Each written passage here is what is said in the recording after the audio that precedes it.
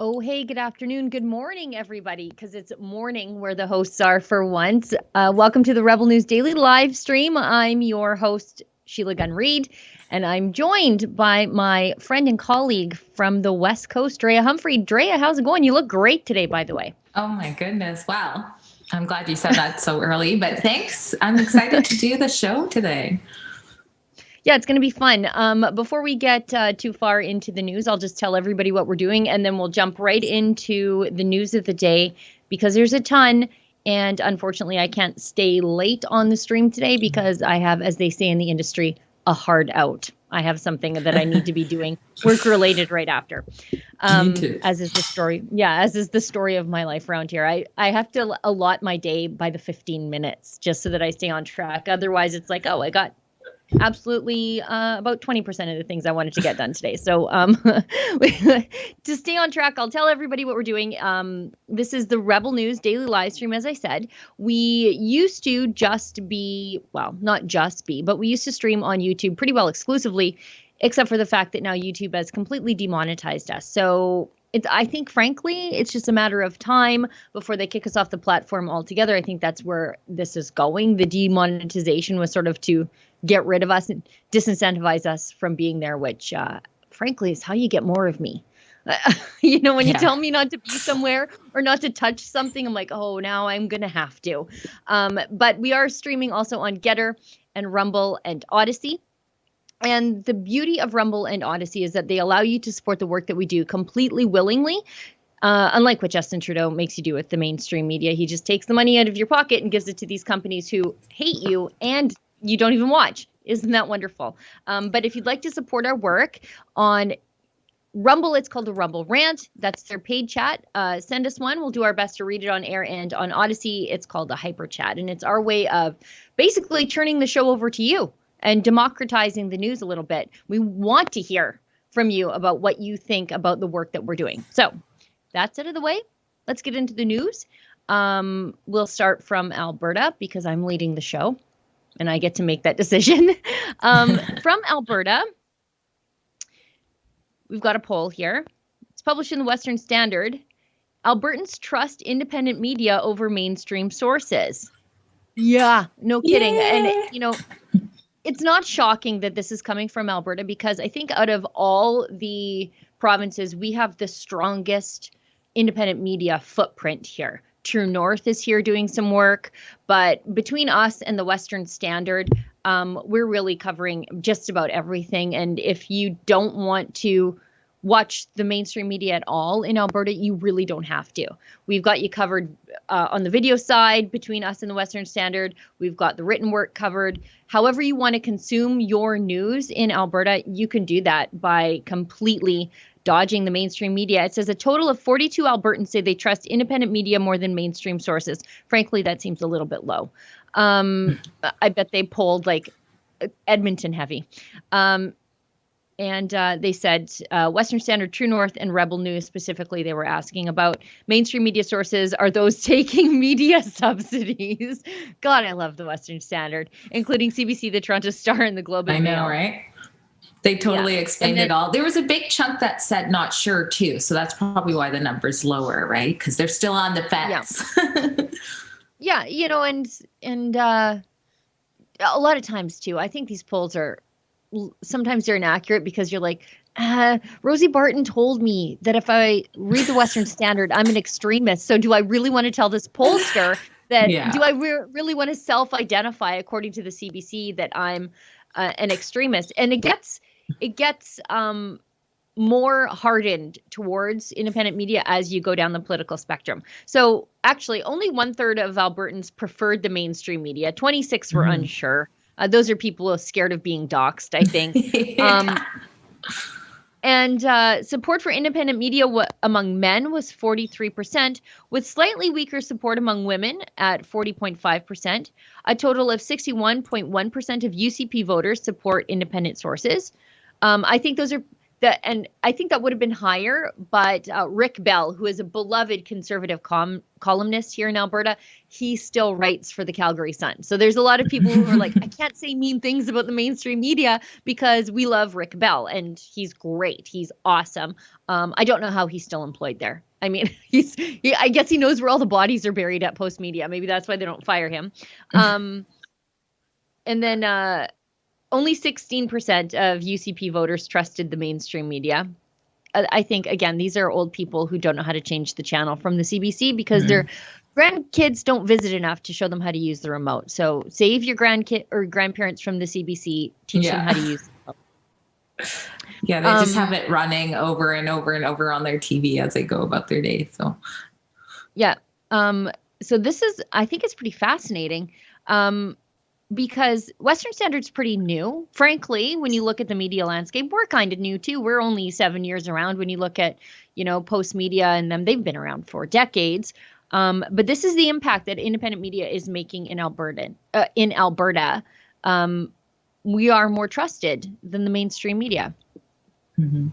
I would love to see how this polls in British Columbia. Obviously, it wouldn't be as much, but I think it's growing. And I can notice that just by the amount of people who are starting to recognize me when I'm out there. There is this need for people to get what they believe is the truth, and they don't think they're getting that from the legacy state-backed media anymore. So it's exciting. I'm excited to see this, and it's the way it should be. I mean, the government should not have the media in their pockets, right? And the people should be free to pick where they want that source. So I'm not surprised by it either, but I hope BC is getting close. I wonder if we couldn't, and this is maybe something I'll say for our managers meeting on Wednesday, but I'll write it down. I wonder if we shouldn't fund a similar poll. You know what, viewers, let us know what you think. Should we fund a similar poll? I'd like to know what this looks like in BC. Mm-hmm. I'd like to know what this looks like in Ontario, although Toronto, you always have to take that into account. And then, and I'm curious what the impact of this in Quebec, because even their provincial media is subsidized there. And Alexa Lavoie can't walk 10 steps down the street when people are like running over to thank her, because really before her, there was no one except for Schwa FM and their radio station. They do a lot of commentary, but she's on the ground with the people every single day. So I wonder, viewers, let us know. Send us a Rumble rant or a hyper chat. Let us know, should we fund polls in other jurisdictions about the distrust of the mainstream media? I bet Saskatchewan would poll similar to Alberta and maybe even more pro independent media because they don't have large municipalities like Edmonton skewing the vote a certain way. Yeah, it would be interesting. Let us know. Okay, now we're going on to my crazy province, I think, right? Yeah. Yes, please. Actually, you know what? Let's hit an ad break before we move to BC. Break.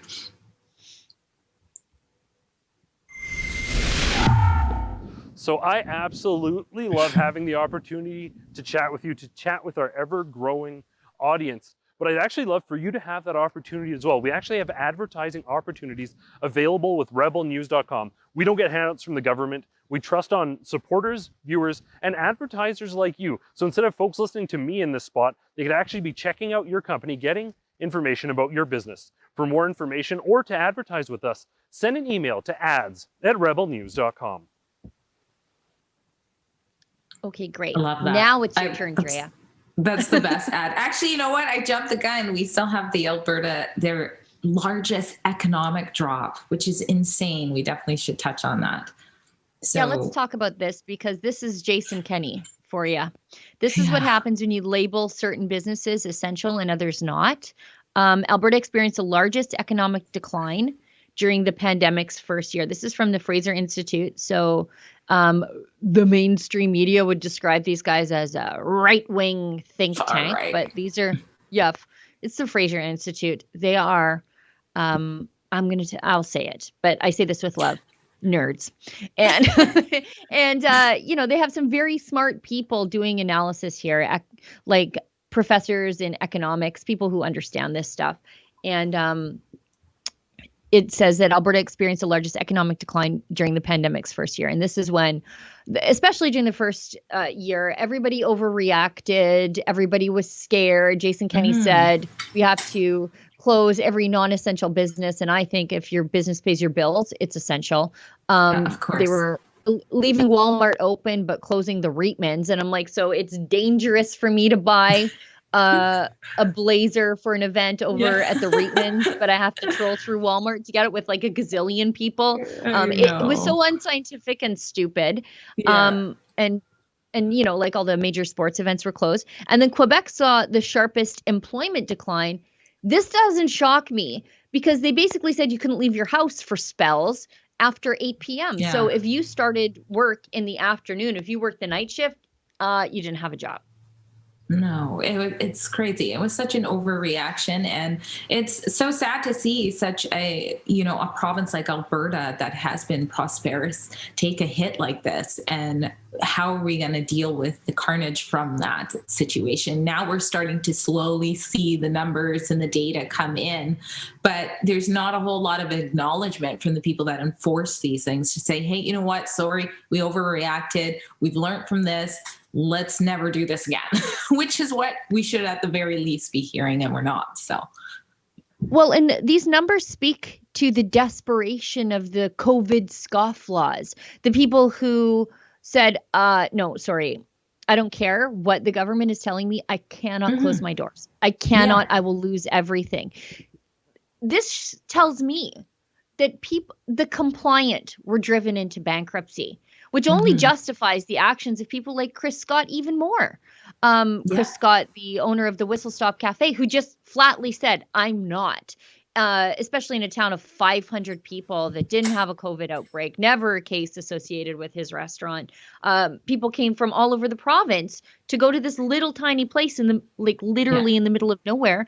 And he spent 3 days in jail. They seized his property. They chained up his business. They closed the gas station, which punishes the entire community. That's not essential at all. Not the only convenience store in town. Otherwise, you have to go like 20 minutes up the road to get milk. When you see when you see these economic numbers, I'm actually surprised there weren't more people like Chris Scott. And I mean, we saw that in every industry. And I think if there had been more, you wouldn't see these types of restrictions last so long. But unfortunately, Chris had to go behind bars. Hopefully, if this happens again, we won't see that type of persecution, I call it, happening again. I don't think they'll be able to. I don't think they'll be able to control Albertans. I think it was getting, towards the other lockdowns, people were like, no, I'm just living my life. So good luck. You're the closest we have to Texas around. And I think there are a lot of you guys just not listening. And so it's like, well, what are you going to do when so many aren't? But I'm in British Columbia.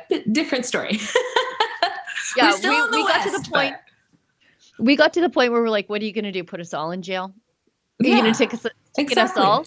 And that's what's happening in other countries too. I have friends in Colombia and they're like, everybody just doesn't listen. Like, you hear the announcement in a store saying things, but nobody's actually doing it. No one's enforcing it. No one's listening. So what are you going to do? I love it. So, yeah. Okay, this is horrible. I'm so upset about this. But in British Columbia, the story of Marisha Shen, who was brutally murdered, 13 years old, in Burnaby, BC, thrown in a park, assaulted. This man has been arrested for this murder of this precious child. And 4 years later, we still have not seen a trial. It keeps getting postponed over and over and over. And correct me if I'm wrong, doesn't that mean eventually it could just get thrown out? Isn't that one of the concerns we have here? So what is happening here? Let's have a look here. Yeah. So initially, he was one of 2,000 people who were persons of interest. I think she was murdered in broad daylight in a park too. Yeah. I mean, it's just so chilling. You know, like you think, you have a daughter who's in her teen years. I definitely do. It's a little different because mine can't really get off the property unless I take her somewhere. But, you know, you want to give your kids a little bit of independence. You don't want to be hovering over their shoulders. You want to make them resilient to the world. You just can't, like, they turn 18 and you just boot them out the door and say, like, okay, well, I'm done. But this is scary for parents because this happened in broad daylight in a public park. And the man who is accused of killing her, Ibrahim Ali. Yeah. He was arrested more than a year later, charged with first-degree murder. And side note to the whole story here, Ali is a Syrian national who arrived in Canada just a few months before the killing. He was 28 years old at the time of Shen's death, and he's been in custody since his 2018 arrest. Now, I don't know what's going on here. I think it's pretrial applications, which keep pushing things back, but we are running into, like, the constitutional limit for how long you can be held in custody before your trial here. That's a real concern here. And even the publication bans have certain people confused. The publication bans, which go around bail hearings, so you can't even get the full story, which is something I've seen before in other cases in British Columbia, where you're kind of like, what's going on here? The journalists are having hard times reporting on certain situations because of publication bans in certain areas. So, I'm just looking up, I think, what some of the publication bans, or some of these pretrial custodial delays, I think have a little bit to do with the fact that some of the arguments are that he might have been, at least according to the defense, and all of this is allegedly, mentally ill. At least that's the allegation that they're saying. Well, which is usually that's what they claim during. If you're not white, it's always mental illness. Right.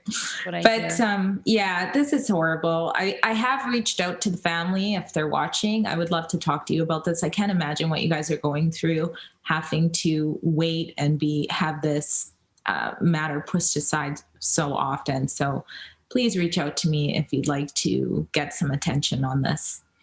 But yeah, that's horrible.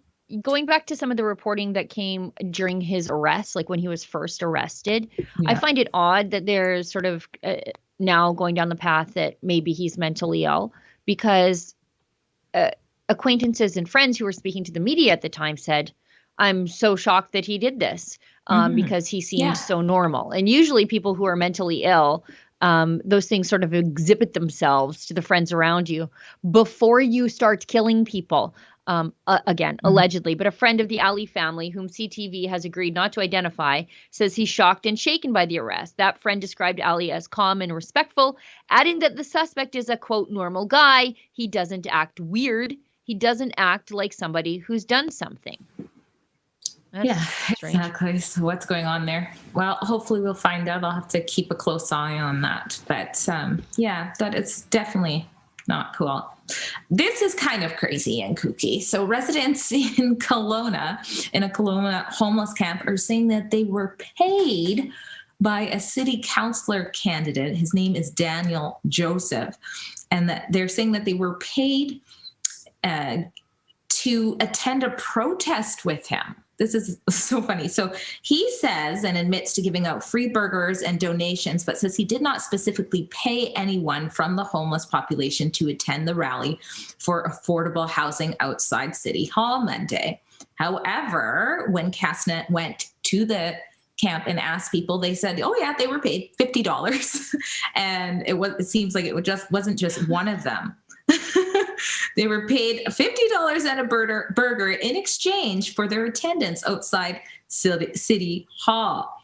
Community activist Heather Friesen calls it using people as props to get elected. She's a frequent visitor to the tent city, and she says that she's been going down there so long, and not once has anyone ever said Gord Lovegrove's name or Daniel Joseph's name. So they were both doing the protest. They all know who I am, and they all know I was going to run for office. And then I ended up not being able to run for office because I have health issues. She says, okay, are they fighting over who loves them more? Are these people fighting over who the homeless people love more? Right. Well, and at the end she says, this is shady as F, right? That's what she said. I don't know. I guess maybe what she's trying to say is she has a heart for this community. She can't run. And perhaps they saw this as an opportunity to kind of garner those concerns from people. I don't know what's going on, but let's talk about paying homeless people to attend a protest. I mean, what kind of losership is that? And, this is the same person, this candidate, he used to actually be with the PPC party. He left and said that it was bigoted and racist. So he's made headlines in the past about that before. But if you look at sort of his campaign page, one of the things he says is that he dealt with poverty when he was young and he is concerned about homelessness. And then you're tossing out $50 just to make your protests look good. Like, oh man, there's so much wrong with this. I'm kind of torn. I don't like the idea of astroturfing protests. Like these people obviously don't support you. They just want $50 and a burger. Yeah. So that feels exploitative, because these people don't have anything else. So of course they're going to come. So you're using people as props, as the activist did say. But on the flip side, they got $50 and a burger. And I think that probably feels pretty good for them right now. I don't know. I don't think affordable housing is the issue with so much homelessness as much as it is drugs and mental health. Yes. So you're trotting out homeless people to be props in an issue that I'm not sure is their issue. But you're using them. And is $50 donations the best way to help people in a homeless encampment, right? Food, okay, burgers, that's great. Yeah. But it reminds me a lot of what we saw in the Lower Mainland with people who were homeless being given money to go get donuts and I think $5 to go get their COVID shot. So it's not something we haven't seen before, but I think it is manipulative if you're trying to get votes and you just want your pictures on social media of all these people who are and you're also painting the picture, like you said, that the homeless community is behind and saying, hey, that's what it would look like on social media. He admits to donations. He doesn't say they weren't $50 donations. And I don't know, man, I'd probably go to a protest if I had extra time on my hands. Someone's going to give me $50. I'd probably be there too. That's a good gig. Yeah, if you're homeless because of your drug addiction, or you can't go to the shelter because of your drug addiction and your mental health issues that are untreated, $50 sounds pretty good. And we all want affordable housing. It's not like it's a controversial topic. You know what I mean? So, I just don't think it's their issue. But on the same note of paying protesters, this is not the first time that I've seen this. And this guy is actually paying slave labor wages, because I know Huawei pays $150 a protester. Remember that? Remember when Huawei? Was this before my time with Rebel? Maybe it could be, because I used to have to cover the Huawei beat, and I used to have to come out to the courthouse to. This is in the Vancouver. Before times. I used to come out to the Vancouver courthouse to cover Meng Wanzhou.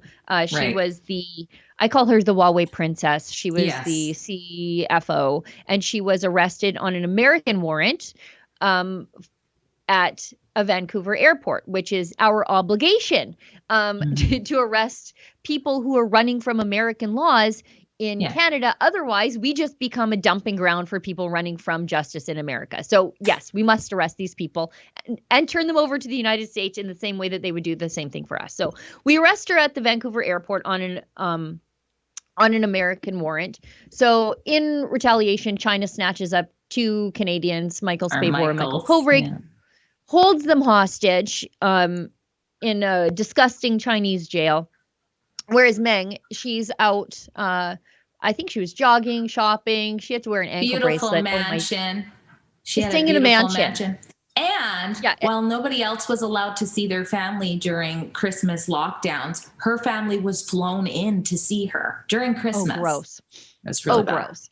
Yeah. So every time there was a court hearing on her extradition to the United States, because she fought extradition naturally, why wouldn't you fight extradition? You're staying house arrest in a mansion in Vancouver. You know what? I want to break the law. If that's what happens to me, I could use the break. I know, right?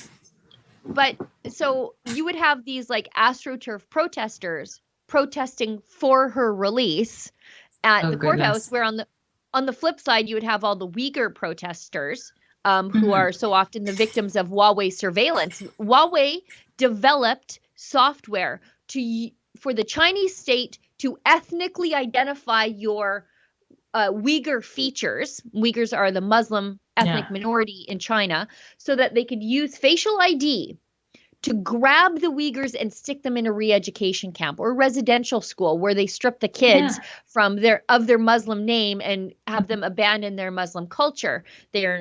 So anyway, the Uyghurs would go and actually protest. They were not AstroTurf. And at the same time, Huawei was paying these useless idiots. This is the definition of useless idiots. It really is. Exactly. People who don't know why they're protesting, but they don't even know what they're doing. Yeah. Oh my gosh, I did not know this. I think we might even have a video of somebody asking them why they're there. I think that's what that B-roll is. Maybe we can show it because it's very interesting how sinister this CCP-controlled company is. Do you hear that?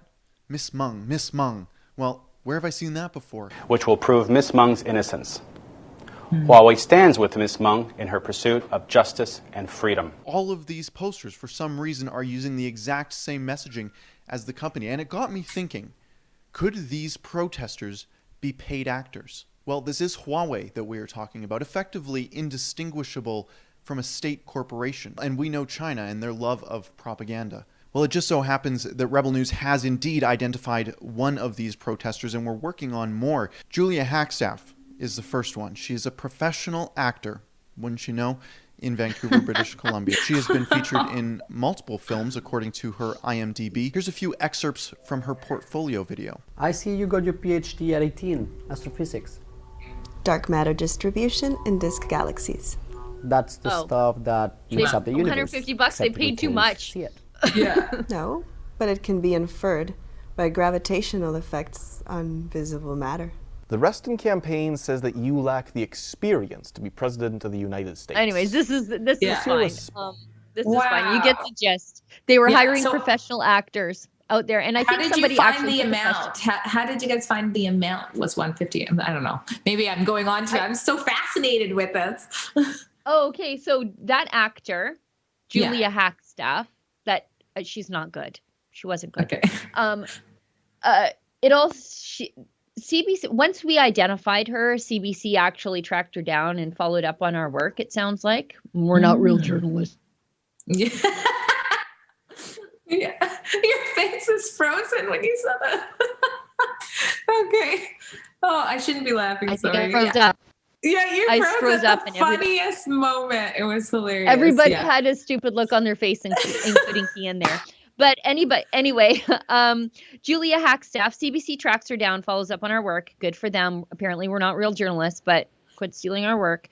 Then they talked to her, and she said it started with a promise of $100 for 2 hours work in what she understood to be as an appearance as an extra in a movie shoot. The offer came over Facebook from a person in the acting community who she's never met.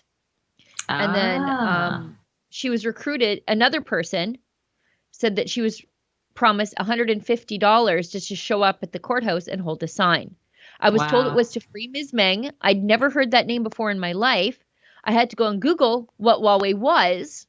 These people are real deep thinkers. Because I'd never heard that name before in my life. I didn't even know it was a company. Well, there you go. Wow, that was like a huge story that I missed, but thank God Rebel News was on it. And that's crazy. I'm sure that's happening all the time. I've seen some things where you see kids who look like they're 18 to 20, and then they have all this expensive equipment and matching like banners. It was like in Victoria and Canada Day, and they all came out at the same time. So I think that's happening more. You know what? This happens, again, this is a uniquely BC problem. This happens all the time with environmental protests. They AstroTurf them. They hire local drug addicts and homeless people to show up to protest or to be at the protest site, like if they're protesting at a pipeline. And it's just exploiting the most vulnerable people, which is just perfect for the green cult, you know? Yeah, exactly. Speaking of which, let's talk about the Dear Coates Island letter that was written by Chief Stephen Baker, I believe. This is another story here. So basically, so the Clahus First Nation Chief Stephen Brown. So basically, I read this the other day, and I was like, this is perfect. This is confirms everything I know about the environmental movement. And so many of them are just white liberal activists, by the way. Yeah. So he starts off with a letter to Quartz Island saying, with reconciliation in mind, I don't know why I can't read today. Sorry about that, guys. With reconciliation in mind, it saddens me to share that some have been protesting the road building project at Anvil Lake by the Quartz Forestry General Partnership. Says this unique partnership began with Clahus extending an invitation to non-Indigenous residents of Quartz Island to engage in sustainable forestry. Previously, Clahus used its portion of the profits to support cultural revitalization, a successful experiment of economic reconciliation. Today, we met with protesters, so climate alarmists, and simply put, their interactions were racist. A protester questioned how I am Native based on my skin color. Where have I seen that before? Indigenous people come in all skin tones, and we celebrate our differences, not attack them. Being called one of those white natives while being pressed to justify indigeneity. Oh, here we go. Indigeneity. Oh my gosh, Sheila, help me out. Indigeneity, I think. Indigeneity, yes. Basically, being asked to prove that you're Indigenous, which is what people do to me all the time. This is the blood quantum climate alarmist protests. It was insulting and demeaning. I think we have a picture of him. I shared a link at him, but this is just the perfect example. These people go out and pretend that they are allies to Indigenous people, and they're hanging out with racists who are so quick to just say, racists. They are the racists. They're the racists. They're the ones who are mad at this chief because he doesn't think the way Indigenous people should think, according to them. Yeah, because he's a free-thinking man. Yeah, he's a free-thinking Indigenous man who says, I actually don't want your environmental colonialism BS here on Cortez Island. So take a hike. This is our project. This is our prosperity. These are jobs for our people. Beat it, nerds. And instead, they're like, oh, I guess since you, I don't know, disagree with us, you're not Indigenous, which is like Joe Biden's "you ain't black" for Canadians. Exactly.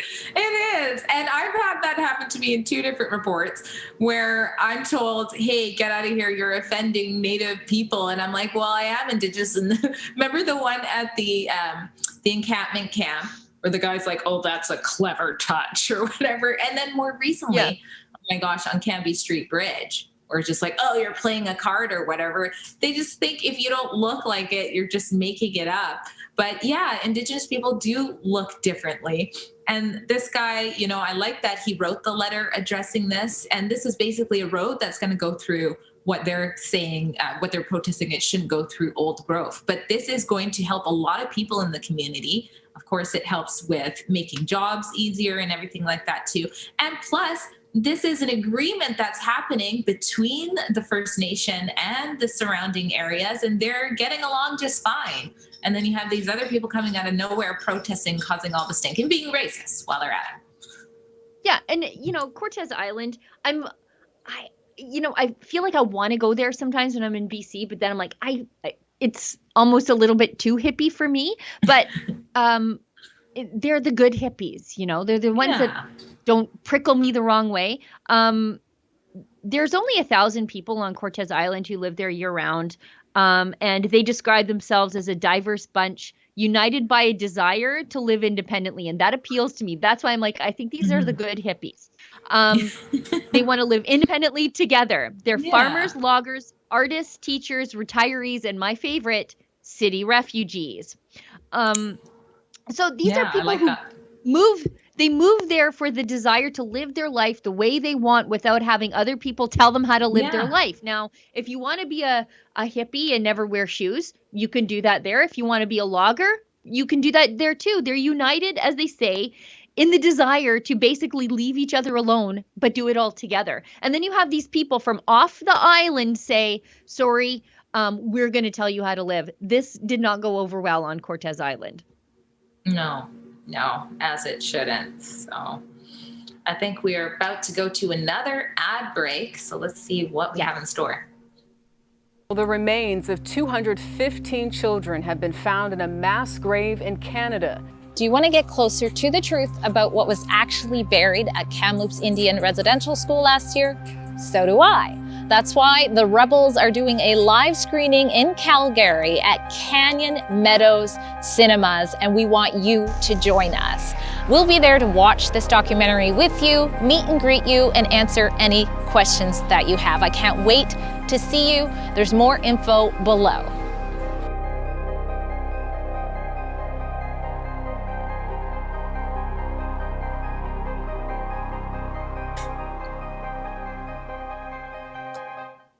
I'm very excited for that. I'm very excited to see you and Matt in person again. It's been a very, very long time.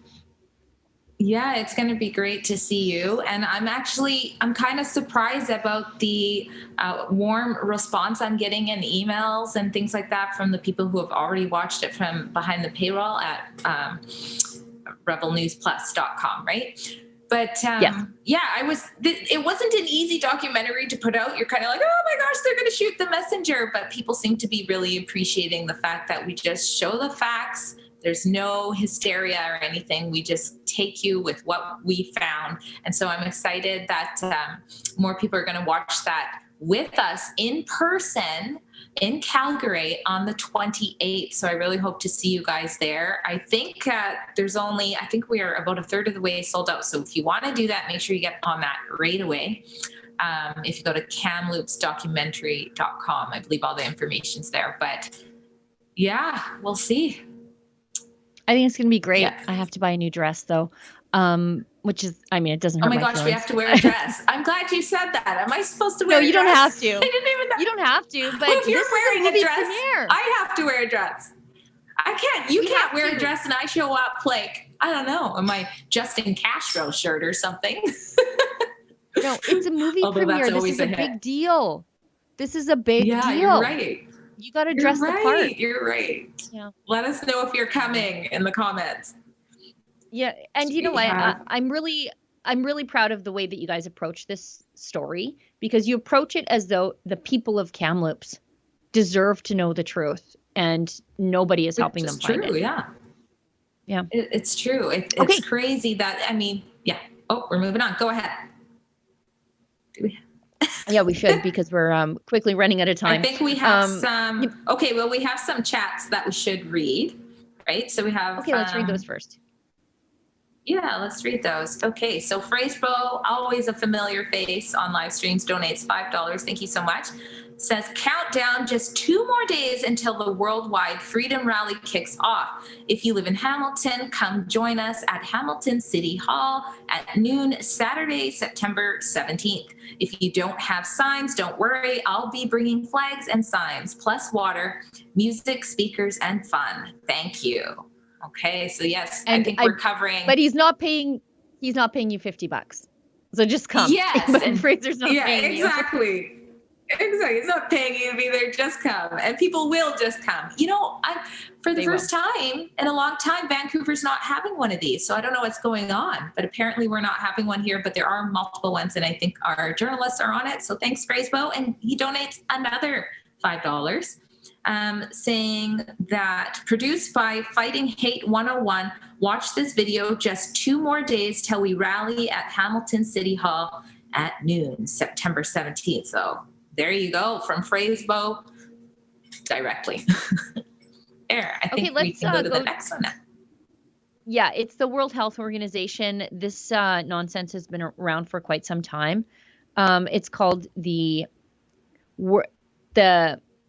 Fossil Fuel Non-Proliferation Treaty. And I think there's great irony in the World Health Organization backing this stuff because, you can almost overlay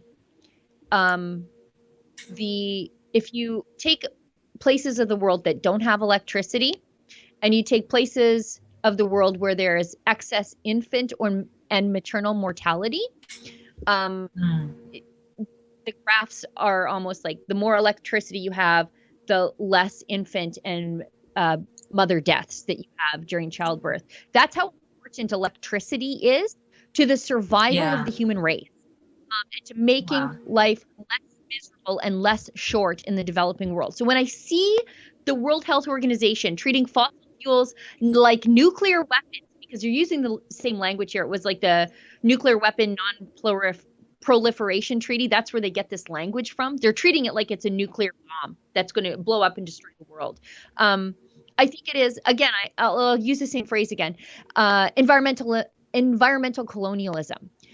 Bunch of rich people who can live their entire life without never leaving the city. They can drive their Tesla everywhere. They can ride a bike everywhere on pavement. Transportation. You are telling people in the developing world that they can never have the things. They should never even aspire to have the things that I have. They should never aspire to have electricity and clean water and an autoclave at their hospital that sterilizes instruments. They should never aspire to have all of their children survive past the age of 5, to have a car, to have a house with walls that aren't cardboard. That's what you're telling them. You're telling them, you know what this reminds me of? The concept of the noble savage. That was like a real colonialism thing. Like with the British and Europeans, when they discovered the New World, they looked upon Indigenous people like they were just this noble, untouched creature. And so we shouldn't say, okay, well, maybe you should have medicine, maybe you should have school, maybe you might. You're a real person. Why don't we ask you if you would like to live our way? But this is what it feels like to me, where they're saying to those people in the developing world, I've decided for you that what's best for you is to have 8 kids, only have 4 of them reach adulthood, because you should not have access to clean, reliable electricity. Well, that's exactly what's happening. What's concerning to me is in this article, it talks about how there's like thousands of healthcare professionals or something like that that are on board with this. And I'm thinking, okay, well, how are the hospitals going to run? I mean, we need this stuff so much when it comes to hospitals. Is anybody looking at the end game when it comes to, just shutting this down? Of course, Vancouver is one of the cities that are on this. Naturally. So if you look at the signed open letter, there's thousands of healthcare workers, and I'm wondering, okay, well, what does that look like for healthcare? Are we going to shut off machines and lights, and what about all of the stuff we need? There's so much stuff that you use and dispose of on a regular basis in healthcare. I mean, it's just not practical. It's not feasible, and it's going to have a lot of harm on people if this happens. Yeah. Well, they say we need to get rid of fossil fuels because of air pollution. And that's nonsense, because if you care about these sorts of things, and I'm not sure that I do, but I do care about the facts of the science. During President Trump's tenure, greenhouse gas emissions dropped in the United States. Do you know why? Fossil fuels. It was the renaissance in fracking, natural gas fracking, that drove down greenhouse gas emissions. Now, I don't care about greenhouse gas emissions, but these people tell me they do. So the solution to greenhouse gas emissions is not fewer fossil fuels. It's actually less. I don't want my hospital to run on solar panels, which are dangerously toxic, by the way. And I don't want to call 911 and they say, well, can you take public transportation to the hospital?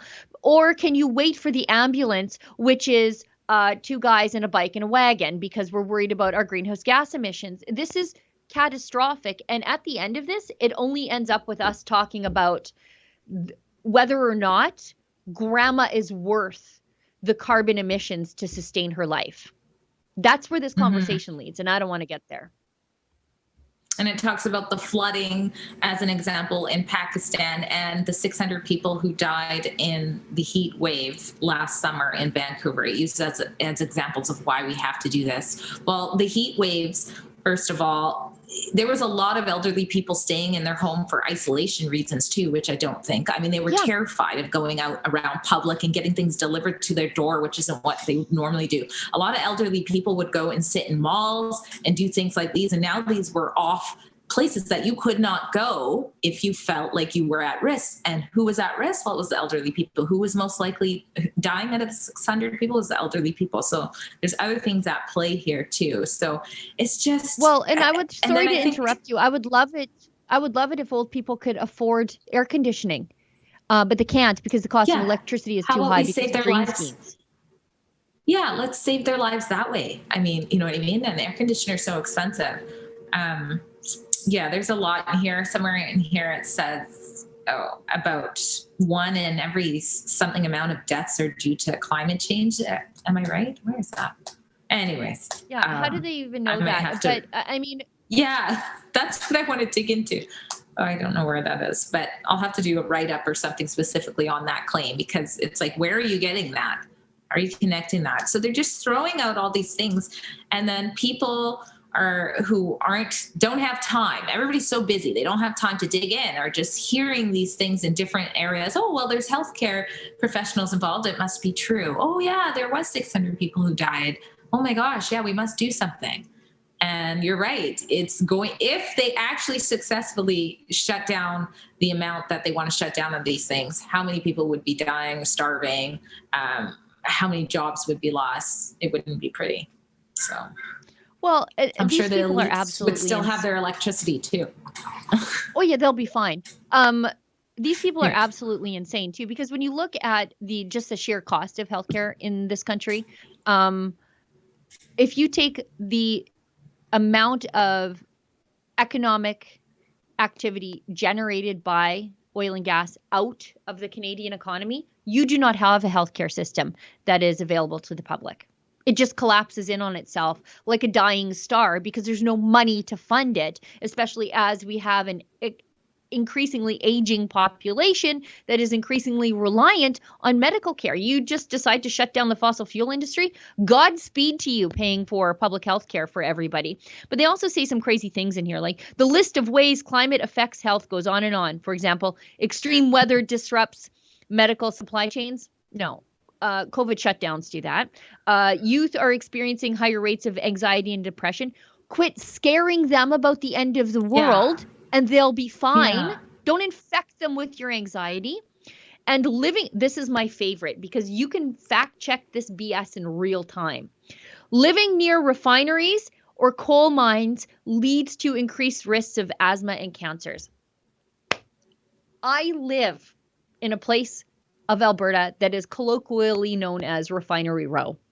Or once you get a little bit east of Refinery Row, it's called Upgrader Alley. So I've got Refinery Row sort of to the west and Upgrader Alley that's sort of really in my neighborhood.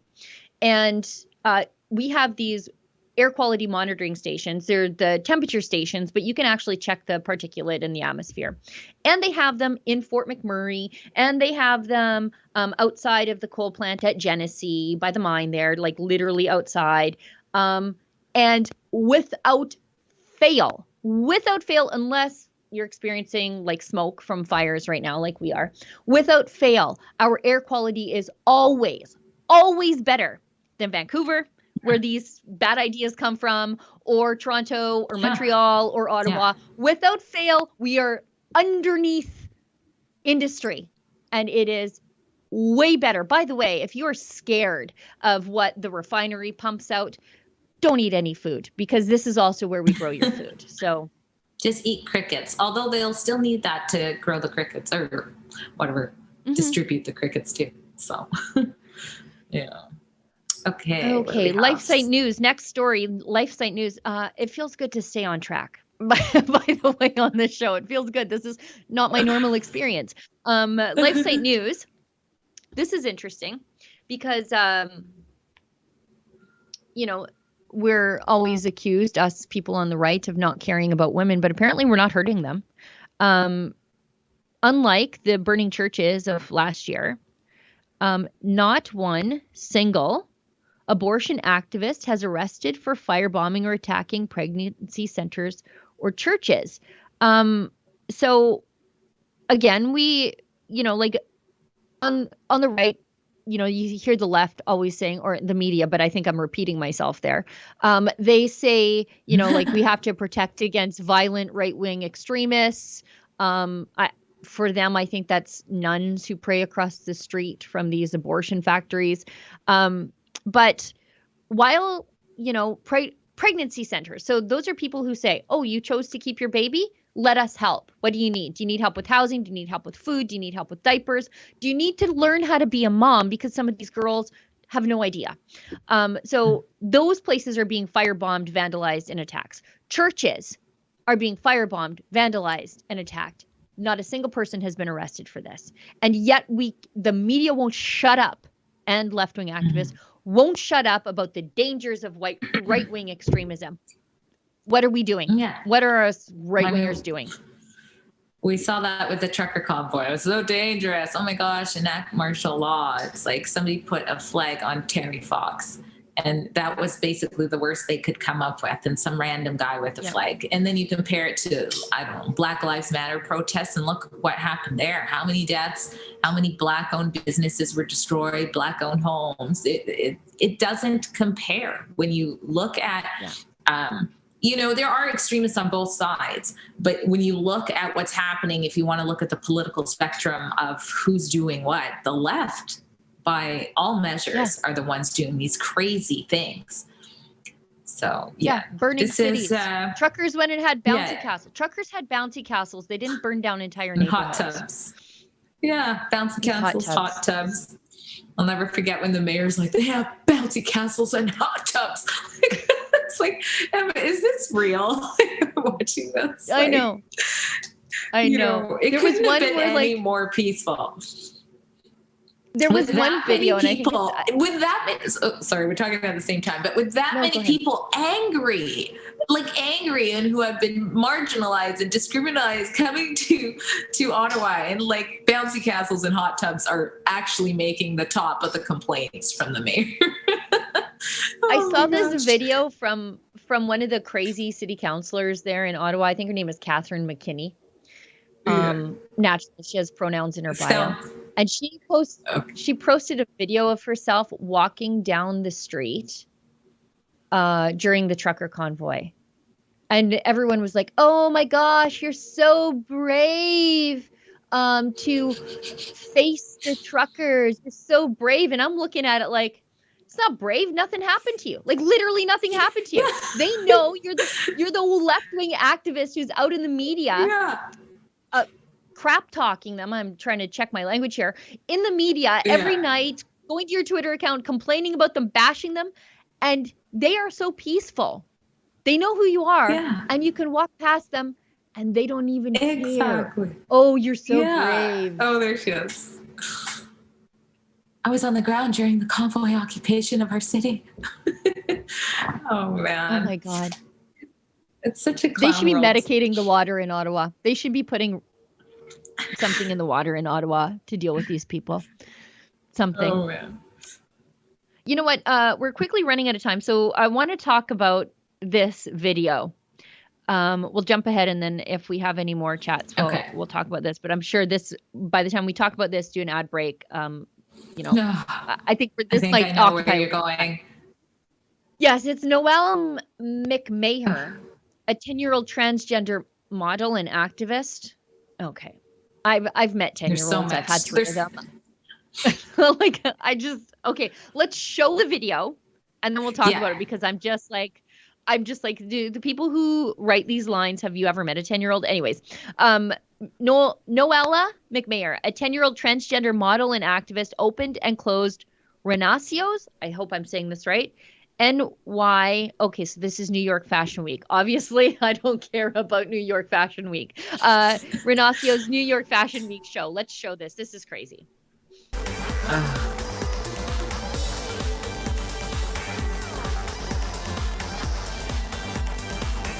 What is normal? What is normal? It's 2022. No one knows what normal is at this point.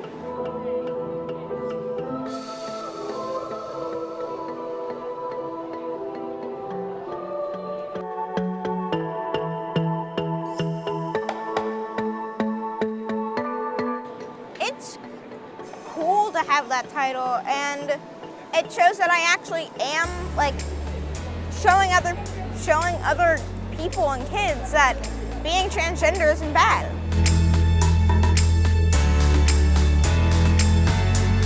You know, as long as she's doing all the things that she needs to be doing, we want to make sure that we're supporting her dreams, and the fact that she has this want to be an activist and be visible for other trans kids, we know is just so important in a world that, especially right now in our current political climate, that has so many things that are working against her, kids like her.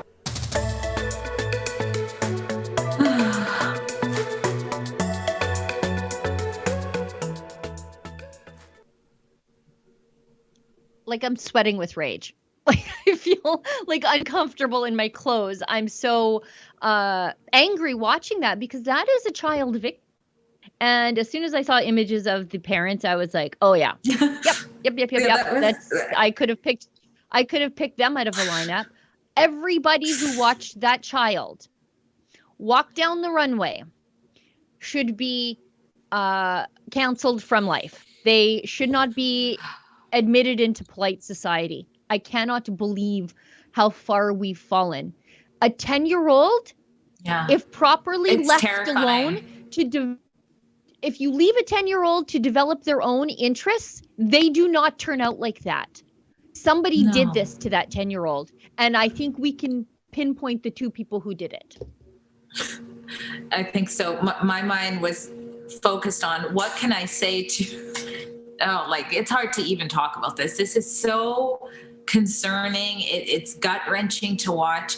I mean, even a 10-year-old activist, even that word alone is already kind of like, you know, you're 10 years old, you're supposed to be a child. This child doesn't know what normal is. Go figure. Nothing about your life is normal. Nothing you're doing is normal in your situation there. And so, of course, you don't know what's what.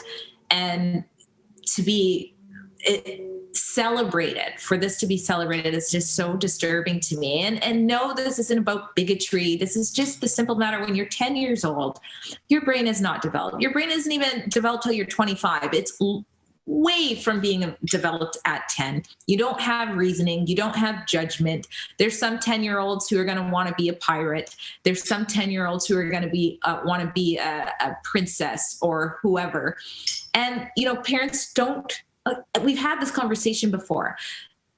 I don't know. I'm having trouble speaking after that, honestly. And I'm trying to watch my words carefully, but, it's just, it's sad. And it's sad. And it's the fact that the conversation surrounding this, I'll call it experimental. What we're allowing children to do, what they're going through is in itself an experiment.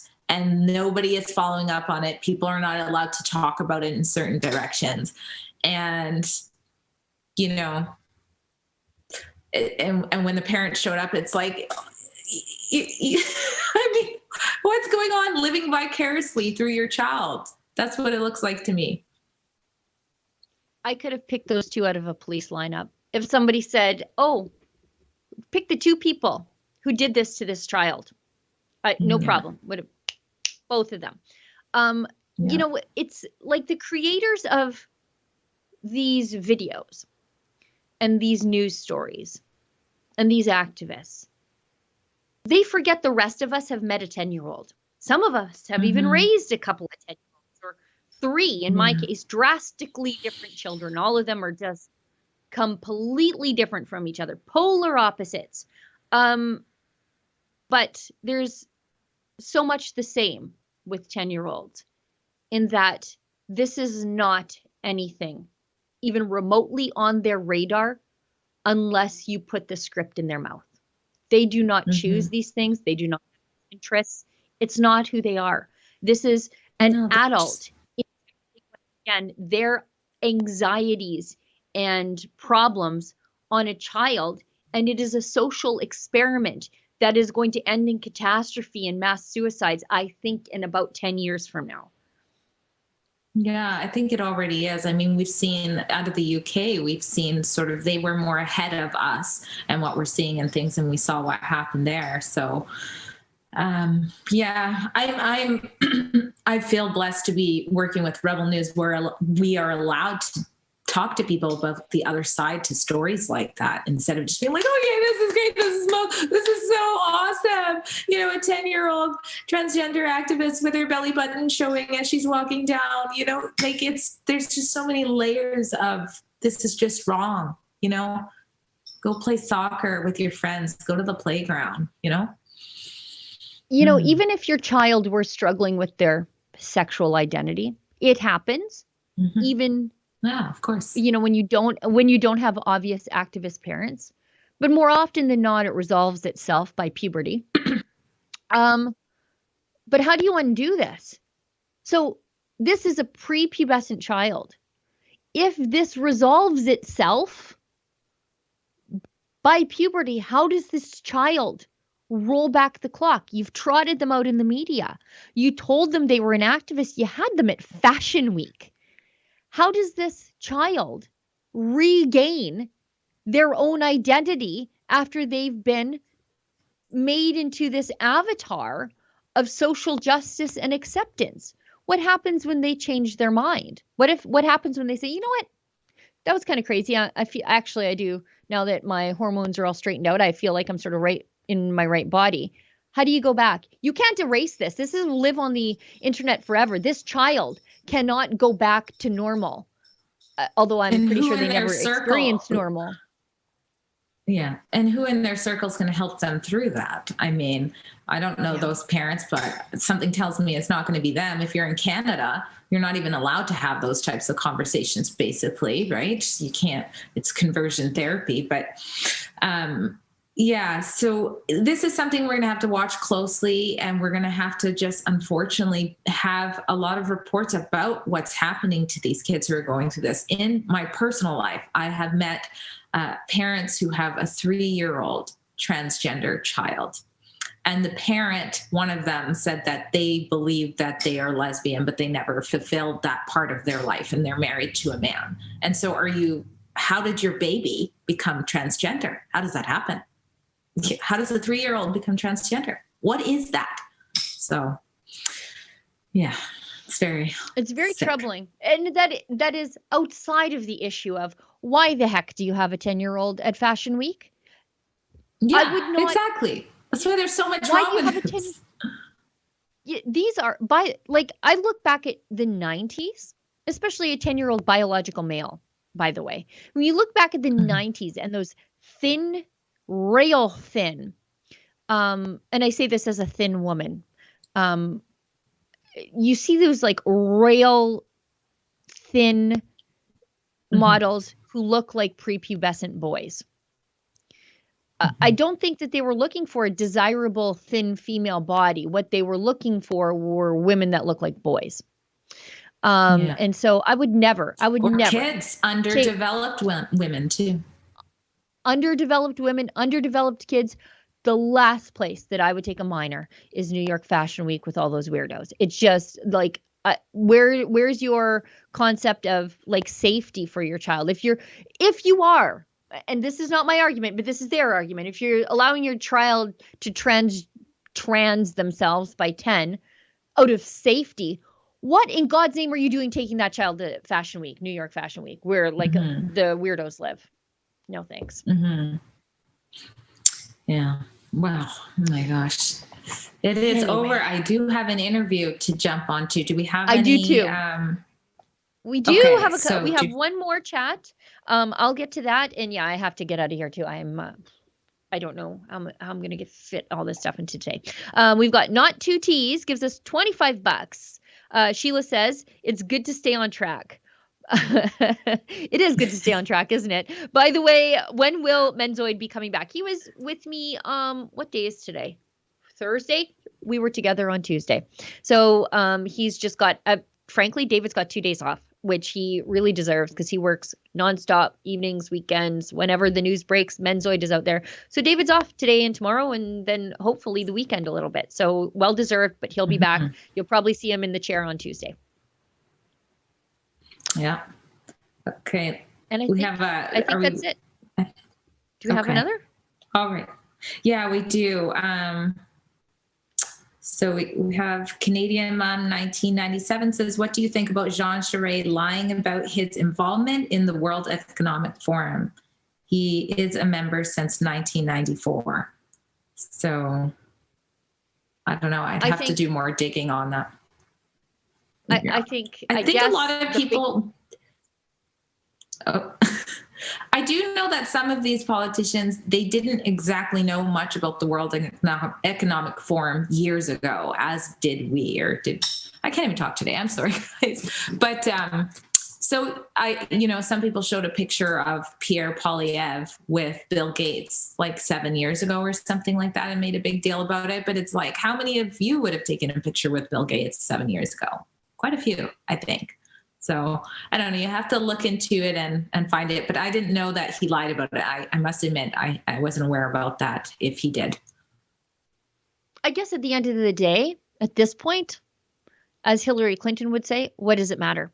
And I'm not one to quote Hillary Clinton, but what does it matter? He lost brutally.